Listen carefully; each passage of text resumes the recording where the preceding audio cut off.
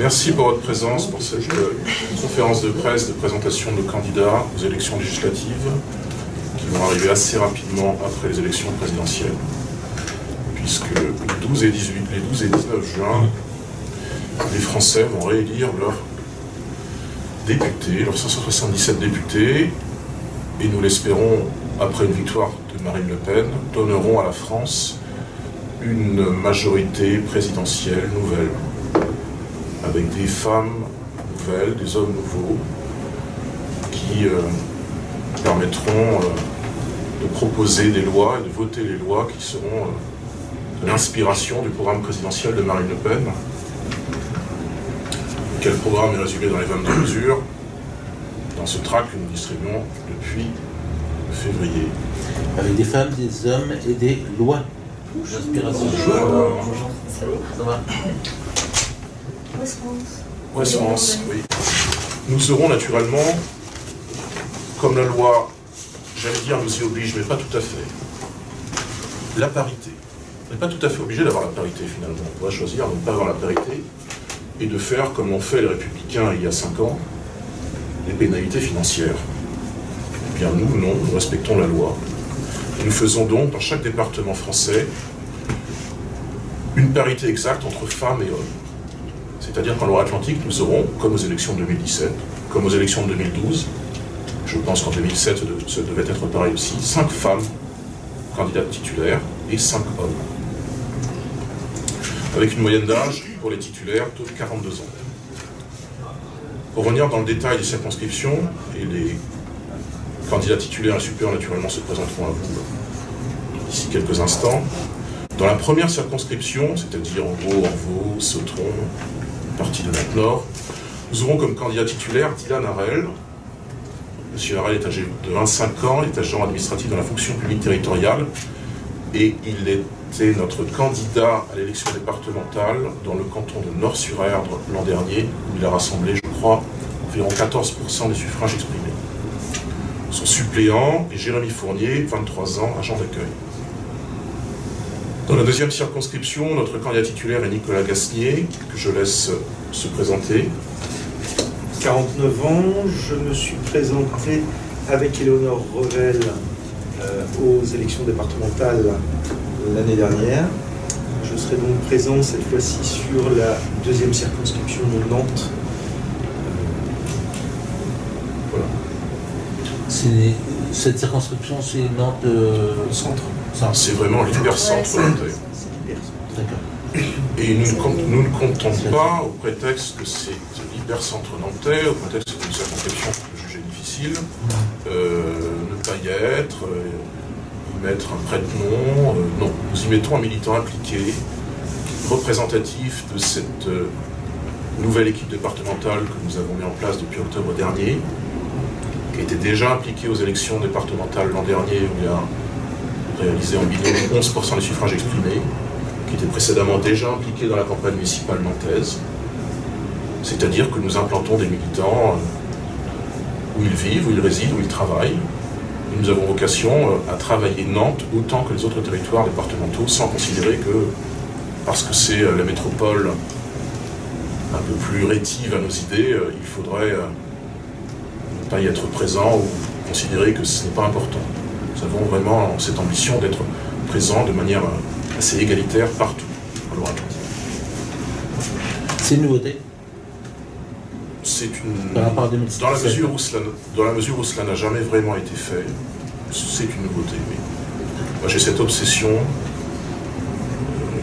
je crois vous l'avoir mis d'ailleurs, je sais qui j'ai dit ça, de ne plus faire que les choses à Saint-Nazaire, et de ne plus faire une fois par an une réunion à Nantes comme ça pour la forme. Mais vraiment d'avoir cet ancrage territorial qui ensuite, déjà c'est ce qu'il faut faire, mais qui ensuite nous servira sur le très long terme, aux élections municipales, avant cela aux élections sénatoriales qui sont des élections de grands électeurs, et tout simplement, si un parti politique a fonction à diriger un pays, comment pourrait-il ne pas être présent dans d'immenses territoires, un département comme la Loire-Atlantique, qui n'est pas que Nantes, qui n'est pas que Saint-Nazaire. C'est l'ambition que portera M. Gasnier dans la deuxième circonscription de la Loire-Atlantique. Sa suppléante est donc Sophie Dupal. Alors, Sophie Duval, 48 ans, je suis de Rosé. Je ne sais pas ce que vous voulez savoir. De Rosé? Rosé, oui, pour l'instant.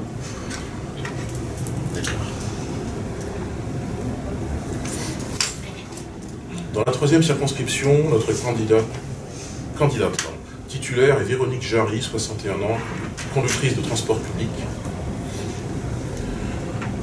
Et son suppléant ici présent est Enzo Guilleneuf. Je vous laisse se présenter. Donc ça, c'est Saint-Nazaire, hein? Troisième circonscription, c'est de Cordemais à Saint-Hernin. Cordemais, ah oui, ok. Nord-Ouest, Saint... Ok. Kenzo? Je m'appelle Enzo Guilleneuf, j'ai 23 ans et j'habite à Saint-Nazaire. Et Enzo est manutentionnaire. Une formation de pisciculture également. J'ai une formation pisciculture à la base. C'est ça. Jeune travailleur qui a cumulé donc, un emploi dans la pisciculture et la manutention. Quatrième circonscription, notre titulaire est Gaël Pinault, 47 ans, agent d'assurance, qui était déjà notre candidate à l'élection départementale 2015 dans le canton de Machecoul, qui n'était donc pas encore Machecoul-Saint-Même à l'époque, c'était avant le regroupement de communes, et nous avions fait un bon score, je crois de l'ordre de 21% de suffrage. En 2015? En 2015, oui. Il y avait une législative? Une élection départementale. Départementale, cantonale, pardon. Et son suppléant donc, est Joël Cotreau. Je laisse se présenter. Monsieur Cotreau-Joël, je suis retraité, j'ai 69 ans. Voilà. Retraité du nucléaire, vous disiez tout à l'heure. Oui, retraité du nucléaire. On sait les choses. Je suis arrivé trop tôt. Dans la cinquième circonscription, notre candidate est Mila Karcher. Je laisse se présenter. Alors, je suis Mila Karcher, j'ai 19 ans, j'habite à Nantes. Et c'est la toute première fois pour moi que je me présente aux élections législatives aux côtés du Rassemblement national, dont j'en suis extrêmement fière, pour la cinquième circonscription. Alors la cinquième, c'est où, pour éclairer? C'est Carquefou. C'est à partir de Carquefou, c'est des territoires un peu ruraux comme Casson, Nord-sur-Erdre, Sucé, me semble-t-il. Le nord de l'agglomération. C'est le nord-est de l'agglomération. Ouais. Je pense que les villes comme Trans-sur-Erdre doivent y être aussi. C'est la circonscription de Mme Hélary. Tout comme la première était la circonscription de M. de Rugy. Bref, il y aura un certain nombre de poids lourds dont nous démontrerons qu'ils sont plutôt des poids plumes en termes de composition et de bilan. Et donc Mila, qui est une adhérente très récente, puisqu'elle nous a rejoint en février dernier, portera nos couleurs, et ce sera sans doute l'une des plus jeunes candidates de cette élection. Son suppléant est Brian Pecker, 20 ans, étudiant en sciences politiques, qui est le responsable des adhésions au Rassemblement national de la Loire-Atlantique. C'est un jeune homme brillant qui fait en ce moment un stage au Parlement européen, qui a sans doute vocation à travailler avec nos équipes. Qui a sans doute vocation à travailler avec nos équipes parlementaires au niveau du Parlement européen. C'est quelqu'un qui est passionné des questions européennes, très compétent et qui nous a d'ailleurs représenté, je crois qu'il est une celle-là, avec brio, lors d'un débat organisé par les jeunes européens il y a quelques jours, où il représentait l'Assemblée nationale. Dans la 6e circonscription, le candidat est Teddy Bougot. Je laisse se présenter. Bonjour, je m'appelle Teddy Bougot, je travaille dans l'événementiel, 44 ans. Et c'est la deuxième fois que je me présente dans ce canton-là. J'étais au départemental déjà l'année dernière. J'étais sur la liste municipale de Digne-Vernet à la Baule. J'habite la Baule, je ne sais pas si je l'avais précisé. Et puis voilà, du coup maintenant responsable de 6e circonscription du canton de Blain. Alors la 6e, c'est où? Canton de Blain, tout ce qui est Bouvron, Cambon, Plessis. Et vous aviez fait combien ça en départemental? 16,09. 16,09. Avec un taux d'absentéisme de 65% pratiquement. Cette circonscription est très importante pour nous. Déjà, nous y faisons en général nos meilleurs scores. Ou nos deuxièmes meilleurs scores, c'est pas clair. J'ai l'impression que c'est le Pays de Ré maintenant qui nous donne nos plus forts scores, mais ce vaste territoire, qui n'est pas que le Castelbriantais, qui est aussi effectivement Blain, Guéné, Penfaux, des territoires comme ça, tout ce qui est je dirais finalement C'est pas tout à fait le nord-est du département, parce que ça va très au centre du département. Et la zone du département la plus rurale, la plus éloignée, donc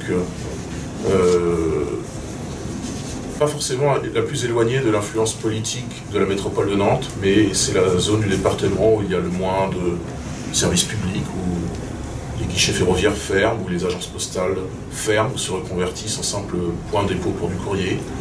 C'est une zone de périurbanisation, c'est vraiment la France périphérique en Loire-Atlantique. Et c'est donc une des zones où traditionnellement nous faisons les plus forts scores, parce qu'il y a certainement un sentiment d'abandon des habitants qui ne sentent pas les politiques publiques décidées depuis Paris ou depuis Nantes venir jusqu'à eux, qui se sentent un peu abandonnés. On faisait la campagne avec TED l'an dernier à Saint-Omer-de-Blain par exemple. À Saint-Omer-de-Blain, impossible de capter son téléphone portable. Mais c'est aussi un territoire bizarrement où quand il y a des élections départementales, il n'y a pas de macronistes qui se présentent. Il n'y a pas de candidat de la REM. Peut-être que ceci explique cela. Peut-être que dans ce type de territoires ruraux, un peu délaissés, la majorité présidentielle ne se sent pas vraiment à sa place. Et les forts scores du Rassemblement national, 16% aux élections départementales, rappelé TED, dans le canton de Blain, 13% dans le canton de Châteaubriand l'an dernier, sont plutôt de bon augure.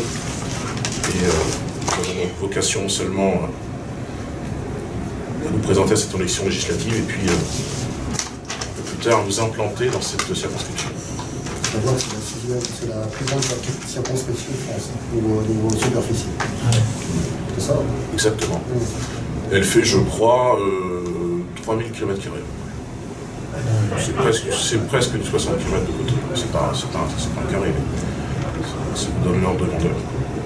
Et la suppléante de Teddy sera donc Jannick Rivière, 64 ans, commerçante, qui était impliquée l'an dernier à l'élection départementale dans le premier canton de Saint-Nazaire comme suppléante. Nous avons réalisé 14% des suffrages. Elle était sur ma liste également aux élections municipales de Saint-Nazaire en 2020. Et elle habite où? Elle habite à Prinquio.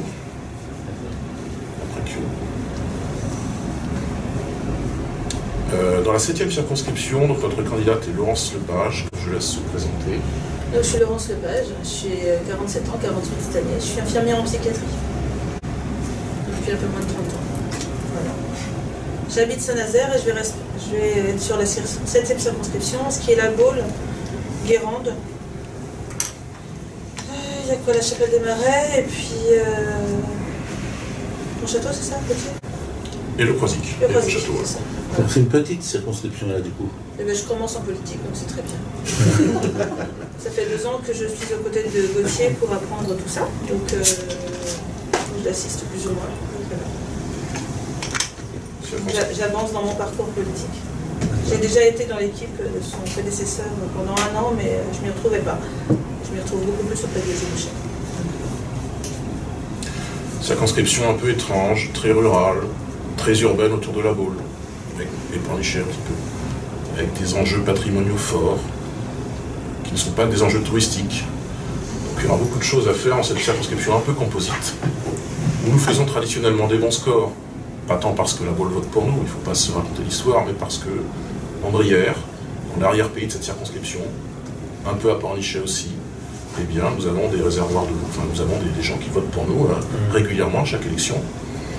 Et nous sommes un peu plus implantés que dans d'autres cantons de circonscription, puisque nous avions pendant 6 ans un conseiller municipal à la Baule, Vernet, qui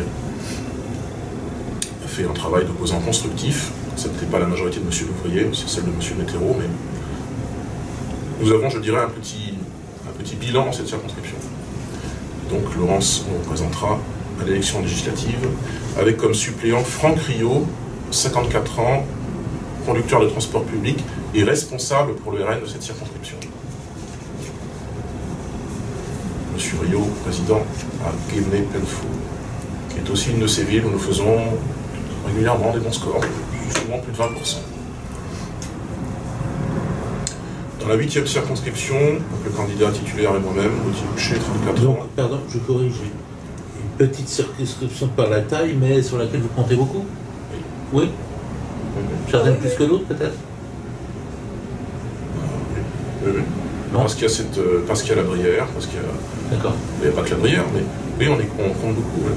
On est attendu là-bas. Les différents contacts qu'on va avoir sur le marché, les différentes interventions, on est très très attendu là-bas. On a fait, parce qu'il y a aussi des choses qu'on ne faisait pas plus. On n'était jamais allé à... C'était où qu'on était? C'était à Pontchâteau. Pontchâteau. On n'avait jamais été à Pontchâteau, au marché de Pontchâteau. Puis on a vu que l'accueil était plus facile qu'on pensait, qu'on escomptait. Bon. Il y a des choses comme ça qu'on vérifie à force de s'implanter. On parlera de la 9e circonscription tout à l'heure. On n'avait jamais fait de réunion à Pornic, par exemple, depuis 2007. Puis on a fait une petite réunion de section le mois dernier, et ça a permis d'avoir des contacts, quelques adhésions, et puis des gens qui ont envie de s'investir dans la vie politique locale. Dans la 8e circonscription, donc le candidat sera moi-même, Gauthier Boucher, 34 ans, conseiller régional. J'étais déjà candidat en 2017, où j'avais rassemblé 9% des suffrages. Et ma suppléante sera Anne Trividic, 64 ans, fabricante de bijoux retraitée. Anne était notre candidate titulaire à l'élection départementale dans le premier canton de Saint-Nazaire. Nous avons rassemblé 14%. Elle était déjà aussi sur la liste municipale un an auparavant. C'est une militante investie du centre-ville de Saint-Nazaire, avec laquelle nous avons l'habitude de militer. Eh bien, donc c'est le 8e, c'est Saint-Nazaire. Hein. C'est Saint-Nazaire, et Trignac, et Montoire, et Donge, et Cambon, et Lavaux, Trinquio, Quilly, Savenay. Et à Cambon d'ailleurs, nous aurons naturellement le sujet de l'usine Candia, groupe Sodial, où sont annoncés 130 licenciements à horizon 2023. Ce sera naturellement un des grands sujets de notre campagne, qui ne sera donc pas qu'une campagne nazérienne. Dans la 9e circonscription, le titulaire est Bastien Maltinet, que je laisse se présenter. Bonjour, je m'appelle Bastien Maltinet, j'ai 21 ans. Je suis actuellement en alternance dans un établissement bancaire. Je fais une licence professionnelle banque-assurance avec l'IAE de Nantes. Donc ça, c'est mon parcours professionnel. Mon parcours politique, j'ai adhéré au Rassemblement national qui, à l'époque, était le Front national à mes 14 ans. J'avais 13 ans, mais presque 14 ans. J'ai toujours cru au projet de Marine Le Pen ainsi que le Rassemblement national. J'ai été candidat l'année dernière au départemental sur le canton de Machecoul avec Emma Minot, qui est la secrétaire nationale des jeunes, déléguée nationale des jeunes avec Marine, notre mouvement pour les jeunes. Nous avions recueilli 18%, l'un des meilleurs scores du département. Le meilleur score. Et je serai candidat sur la 9e circonscription et mon objectif, ça sera de faire briller le Pays de Ré, car j'y crois beaucoup. Pour revenir à la 9e circonscription, 37 communes effectivement comme l'a soulevé Bastien, dont certaines communes tout de même nous faisons des scores à plus de 35, plus de 40%, des villes comme Chauvet. Depuis 4 ou 5 présidentielles, nous avons vraiment là une zone de force. Les communes, nous avons vocation à nous implanter durablement. Et c'est aussi, vous le savez, depuis 2017, ce n'était pas le cas en 2012, la circonscription, nous faisons plus de voix aux élections législatives. J'ai les scores motifs. En 2017, pour le second tour de la présidentielle, j'ai regardé un petit peu les scores depuis 2002, et en 2017, au second tour de l'élection présidentielle, Marine Le Pen a réussi à convaincre plus de 25 000 personnes sur la 9e circonscription. Ce qui représente en pourcentage, combien? J'ai pas le pourcentage. Ok. J'ai les voix, mais j'ai pas encore tout calculé. Vous voyez l'ordre de grandeur, 25 000 sur une circonscription qui doit faire 120 000 à peu près. Ouais, 110 000. 110 000 avec hélas 50% d'abstention. Pas dans la présidentielle. Oui, la présidentielle. Il va y avoir 65 000 votants peut-être. 25 000 sur 65 000. 40% quoi. Plus que 30%. On doit être sur un peu en dessous de 40 je pense. C'est-à-dire au-dessus de la moyenne nationale, qui était de 34. Et dans la 10e circonscription, notre candidate titulaire est Geneviève Banvart, 72 ans, retraitée, qui était déjà candidate à l'élection départementale l'an dernier. Et son suppléant ici présent est William Gémy, que je laisse se présenter. Bonjour à tous, William Gémy, salarié dans le privé, 20 ans. Et je suis adhérent et militant au Rassemblement national depuis un peu plus d'un an maintenant. William est un adhérent assez récent, comme le sont d'ailleurs une partie des candidats et suppléants. Et donc voilà la liste des 10 candidats titulaires et suppléants aux élections législatives. Si vous avez des questions. Je remarque pas mal de candidats assez jeunes. 42 ans de moyenne âge. D'accord. Pour les titulaires. Par rapport à votre préambule tout à l'heure, vous parliez d'alliance éventuellement avec... Ah, c'est plutôt vous qui en parliez. Non, vous en avez parlé. Vous en avez parlé, oui, j'en avais parlé avant, mais avec les alliés du RN, c'est-à-dire la droite populaire de Mariani. Oui, oui, oui. Il y a d'autres alliés. Alors il y a aussi, j'aurais dû en parler d'ailleurs, j'aurais dû en parler, l'Avenir français, qui est donc représenté par Jean-René Barguin, qui ne sera pas candidat, mais qui nous aidera pour cette campagne législative, comme il nous a aidé d'ailleurs pour la campagne présidentielle. Monsieur Barguin vous savez qu'il était passé chez Monsieur Zemmour pendant 3 mois, il est revenu à la même maison. Et il est maintenant membre invité de notre bureau départemental, et nous préparons avec lui les échéances.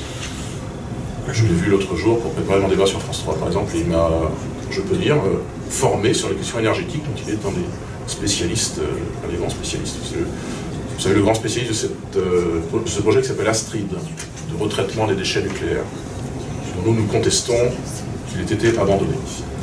Et M. Barguin donc, nous aidera pour cette campagne législative, nous en tant que candidat, mais en tant que soutien actif et militant actif dans sa commune de Sautron notamment. Est-ce qu'il y a d'autres, notamment qui sont au premier tour aujourd'hui aux élections, qui ont vocation à l'avenir à s'allier à vous? S'allier, je ne sais pas, mais nous savons. Est-ce qu'il peut y avoir des discussions, je pense, à Reconquête? Nous savons, oui, c'est ça. Nous savons lire la liste des candidats.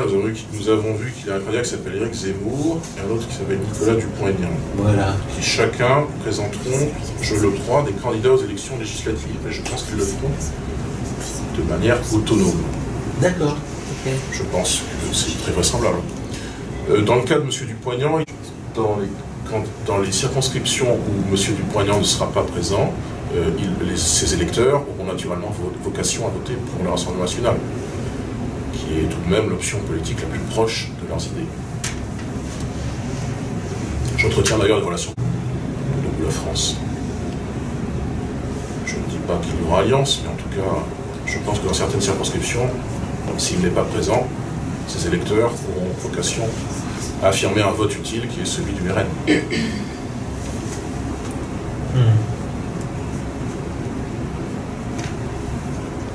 Là s'arrête, puis vous verrez bien au sort du premier tour du 10 avril. Ben oui, par ailleurs.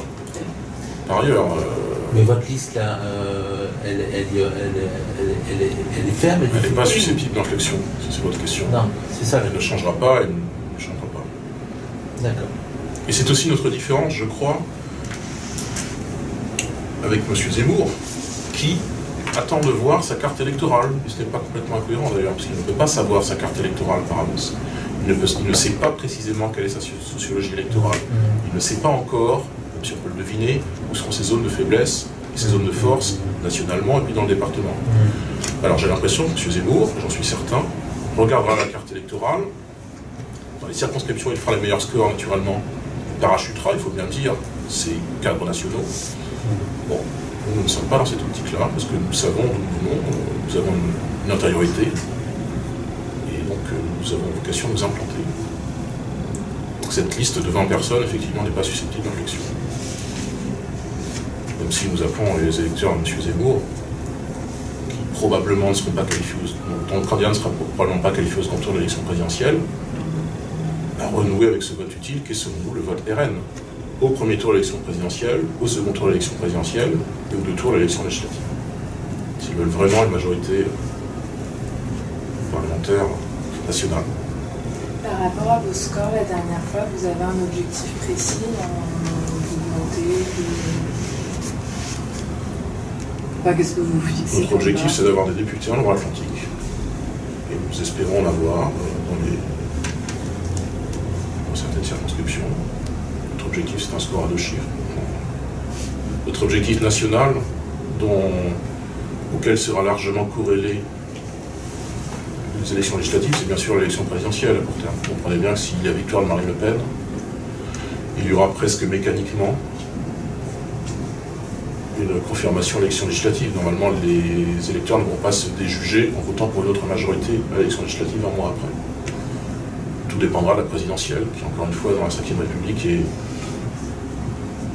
l'élection entre toutes.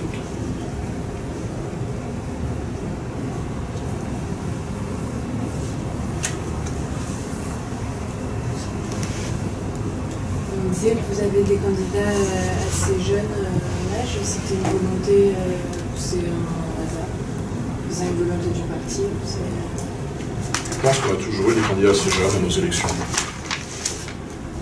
On a eu plusieurs fois des candidats, on a eu l'an dernier au départemental un candidat qui avait 18 ans par exemple. 18 ans, 19 ans, 21 ans, c'est un peu pareil. On a beaucoup de jeunes gens qui veulent s'investir en politique aux côtés de Marine Le Pen parce qu'ils perçoivent, je le crois, que Marine Le Pen est la candidate de la jeunesse. Peut-être. Oui, je confirme, je suis d'accord avec ce que tu dis de toute façon, mais oui, en engagement pour Marine Le Pen, je pense que c'est la candidate de la jeunesse et c'est la seule qui permet aux jeunes de pouvoir avoir une situation stable. Ça commence aussi par le fait de faire de la méritocratie. Faire de la méritocratie à récompenser ceux qui travaillent et qui étudient et de ne pas être toujours par rapport à d'autres candidats dans une logique d'assistanat en pensant qu'on peut vivre correctement avec des aides sociales, alors qu'avec des aides qui sont basées sur les études, on peut réellement récompenser les jeunes par la méritocratie et non l'assistanat. Et donc nous avons des mesures très différentes de ce qui est proposé. Les histoires de revenus de base, de revenus universels, ce n'est pas trop notre affaire, c'est plutôt les affaires de la gauche. Et nous disons en revanche, par exemple, exonération d'impôts pour les jeunes de moins de 30 ans, nous disons création de 100 000 logements étudiants, nous disons gratuité des transports publics les samedis et dimanches, notamment dans les grandes villes où les étudiants ont besoin de se déplacer. Ce sont des mesures que nous sommes plutôt les seuls à proposer, alors que la gauche est plutôt dans une forme de, vis-à-vis de la jeunesse, la considère comme une clientèle électorale un peu captive. Et donc va dans les mesures assez démagogiques qui, comme Bastien l'a soulevé, sont plutôt des mesures d'assistanat, qui ne sont pas les nôtres. Et d'autres. Utopistes. Utopistes, mais qui relèvent de l'utopie. Qui sont infinançables. Pas finançables, pas crédibles. Donc c'est pas notre manière de faire. Tout est chiffré, le projet présidentiel. Ouais. Il était chiffré il y a une semaine de ça, je crois. Il y a une conférence de presse nationale sur ce sujet. Je ne suis pas assez en tête. Mais je crois que Marine Le Pen a fait une conférence de presse avec Jean-Philippe Tanguy sur ce sujet. La plupart des projets étaient très très coûteux. Des projets de Marine Le Pen. Quoi qu'il en coûte à générer une abondance de dépenses de la part de tous les candidats. Le quoi qu'il en coûte, c'est Emmanuel Macron. Mais nous sommes pour des diminutions de certains impôts quand c'est nécessaire, et puis des économies dans d'autres secteurs, fraude sociale, immigration, contribution excessive sans doute à au budget de fonctionnement de l'Union européenne. Voilà. Ces choses-là s'équilibrent.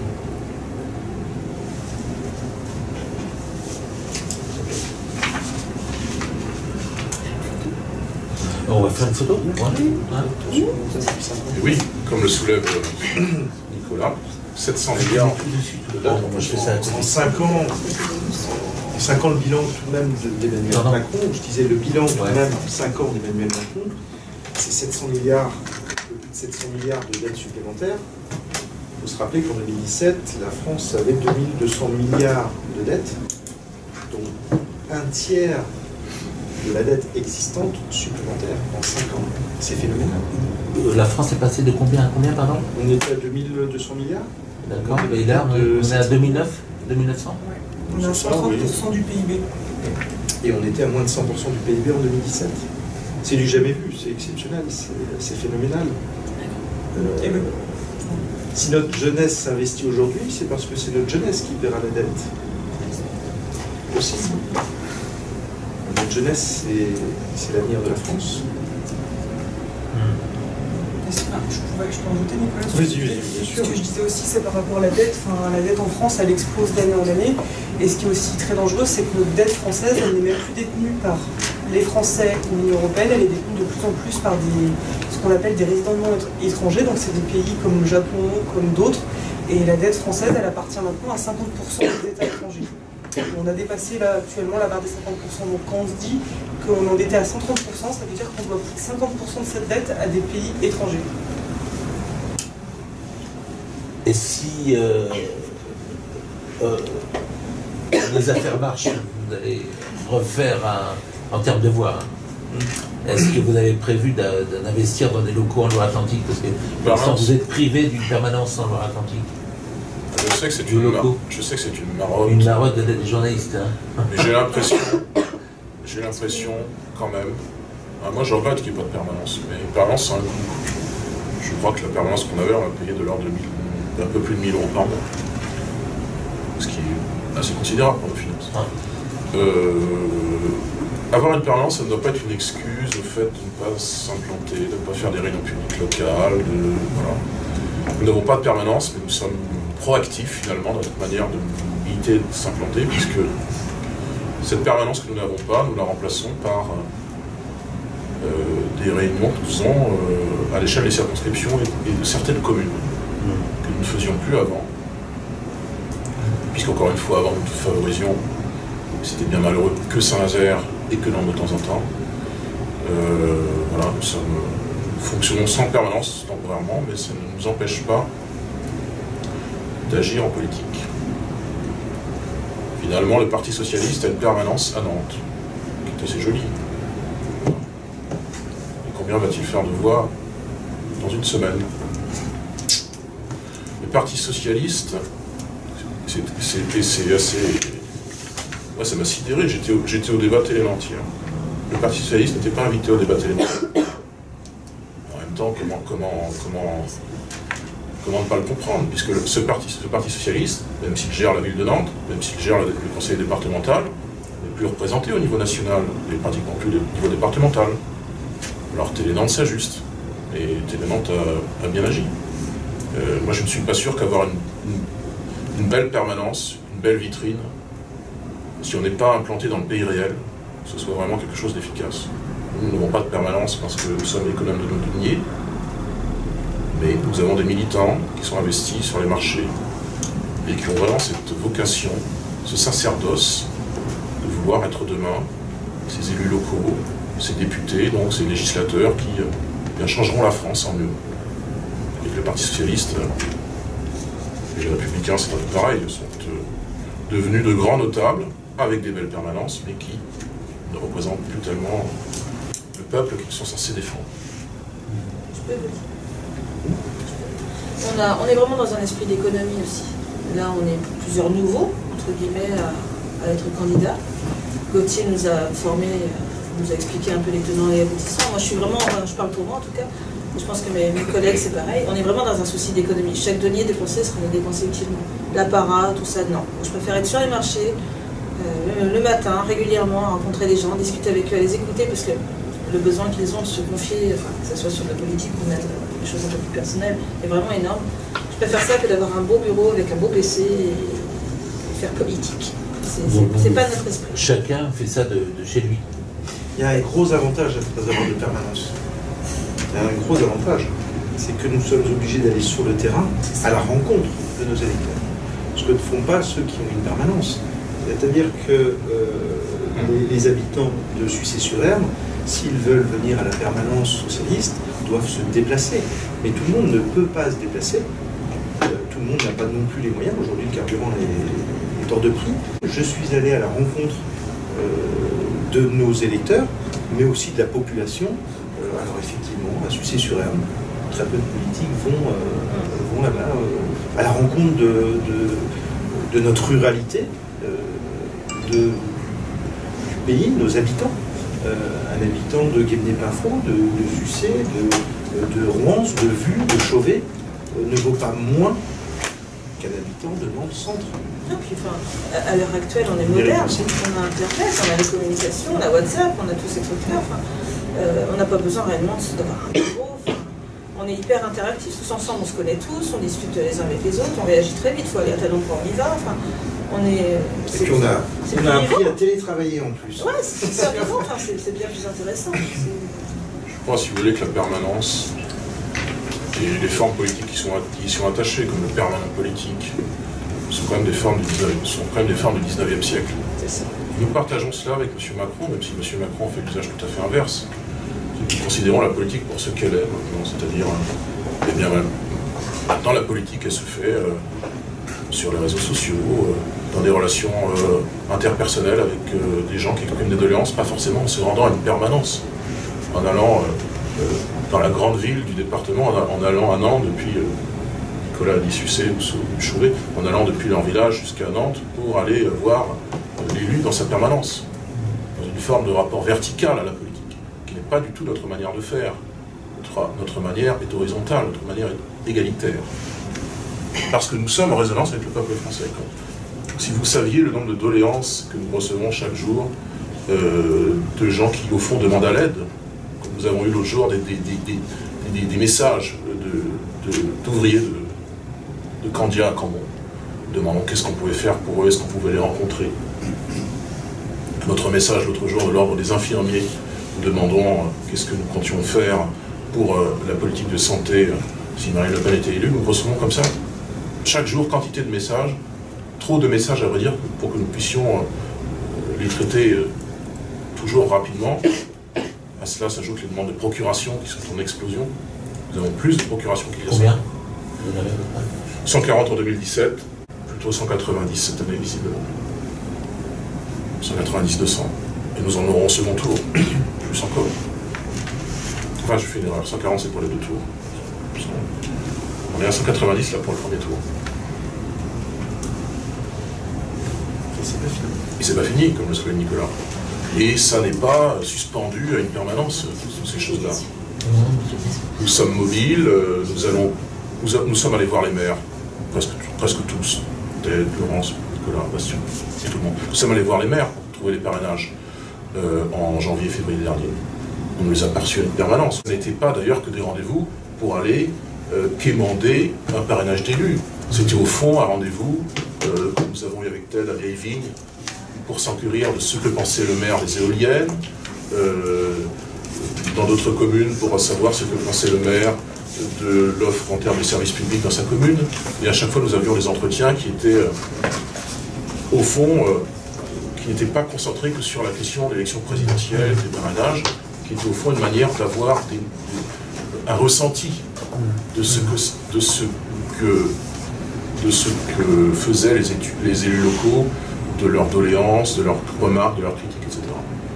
Et cela, ça ne se fait pas dans une permanence qui est, encore une fois, un lieu de l'ancienne politique.